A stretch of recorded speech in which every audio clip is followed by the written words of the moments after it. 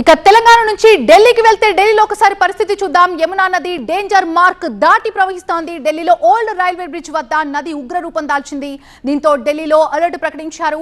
Old railway bridge దగ్గర 205.33 మీటర్ల నీటి మట్టం నెలకొంది. లోతట్టు ప్రాంతాల ప్రజలు సురక్షిత ప్రాంతాలకు వెళ్లాలని హెచ్చరికలు జారీ చేశారు. ఇప్పటికే 200 కుటుంబాలను అధికారులు తరలించారు. ఢిల్లీలో కురిసినటువంటి కుంభవృష్టితో లోతట్టు ప్రాంతాలన్నీ జలమయమయ్యాయి. యమునా నది ప్రవాహం డేంజర్ స్థాయికి చేరుకుంది. వజీరాబాద్ హుత్నీకుండ్ బ్యారేజ్ల నుంచి వస్తున్న నీటితో ఢిల్లీలో యమునా నది నీటి మట్టం అంతకంతకు పెరుగుతూ వస్తోంది. అదేవిధంగా ఎగువ ప్రాంతాల్లో కురుస్తున్న భారీ వర్షాలు కూడా ఈ పరిస్థితిని ప్రభావితం చేస్తున్నాయని చెప్పాలి. తీర ప్రాంత ప్రజలని ఇప్పటికే సురక్షిత ప్రాంతాలకి తరలించారు అధికారులు. యమునా నది ప్రవాహంతో ఢిల్లీలో 20కి పైగా గ్రామాలు, కాలనీలన్నీ ప్రభావితమయ్యాయి. ప్రస్తుతం సిచ్యువేషన్ ఏ విధంగా ఉందో మా ఢిల్లీ బ్యూరో చీఫ్ గోపికృష్ణ మరింత సమాచారం అందిస్తారు.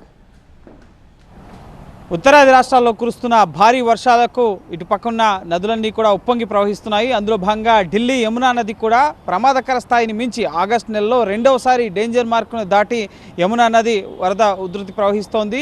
ఈ నేపథ్యంలోనే యమునా నది పరివాహక ప్రాంతాల్లో రిలీఫ్ క్యాంప్స్ని ఏర్పాటు చేయడం జరిగింది. యమునా నది పరివాహక ప్రాంతాల్లో పండ్ల తోటలు, అలాగే ఉద్యానవనాల్లో ముఖ్యంగా వలస కార్మికులు, యూపీ, బీహార్, బెంగాల్ ఈ రాష్ట్రాల నుంచి వచ్చిన వలస కార్మికులు ఇక్కడే కూరగాయల తోటలు, అలాగే వివిధ పంటలను పండించుకుంటూ జీవనాన్ని గడుపుతున్న పరిస్థితి ఉంది. సో వారందరి కోసం కూడా ఢిల్లీ ప్రభుత్వం సహాయక శిబిరాలను ఏర్పాటు చేయడం జరిగింది. ప్రస్తుతం నేను ఈస్ట్ ఢిల్లీ మయూర్ విహార్లో ఉన్న రిలీఫ్ క్యాంప్ వద్ద ఉన్నాను. ఇదే తరహాలో ఐటీఓ, అలాగే ఇటు కశ్మీరీ గేట్ సహా మరికొన్ని ప్రాంతాల్లో ఈ యమునా నది పరివాహక ప్రాంతాల్లో రిలీఫ్ క్యాంప్స్ని ఏర్పాటు చేయడం జరిగింది. సివిల్ డిఫెన్స్ వాలంటీర్స్లు వీటిని పర్యవేక్షిస్తున్న పరిస్థితి.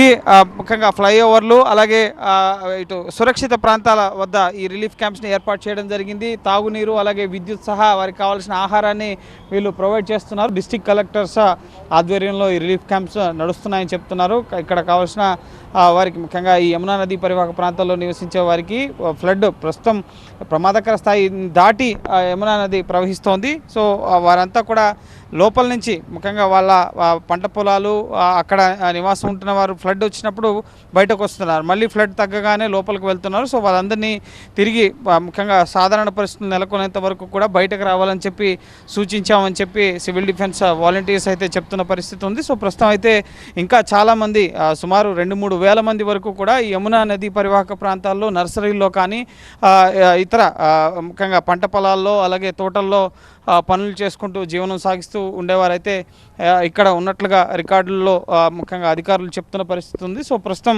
యమునా నదిలో వరద ఉధృతి అయితే కొనసాగుతోంది. సో సాధారణ పరిస్థితులు ముఖ్యంగా ఈ నెలలో ఆగస్టు నెలలో రెండవసారి ఇంత పెద్ద ఎత్తున యమునాలో వరద ఉధృతి 205.33 మీటర్లు ప్రమాదకర స్థాయిని సూచిస్తుంది. ప్రస్తుతం 205.4 మీటర్లుగా యమునాలో వరద ఉధృతి కొనసాగుతుంది. 206 మీటర్లోకి వస్తే కనుక పూర్తి స్థాయిలో ఎవాక్యువేషన్ ప్రాసెస్ని అధికారులు స్టార్ట్ చేయడం జరుగుతుంది. 30 బోట్లను, అలాగే యమునా నదీ పరివాహక ప్రాంతాల్లో మైకులతో కూడా అలర్ట్ చేస్తున్నారు. ఎవరు కూడా నదీ పరివాహక ప్రాంతాల్లో ఉండొద్దని చెప్పి 20కి పైగా కాలనీలు, గ్రామాలు ఇప్పటికే ప్రభావితమైన పరిస్థితి.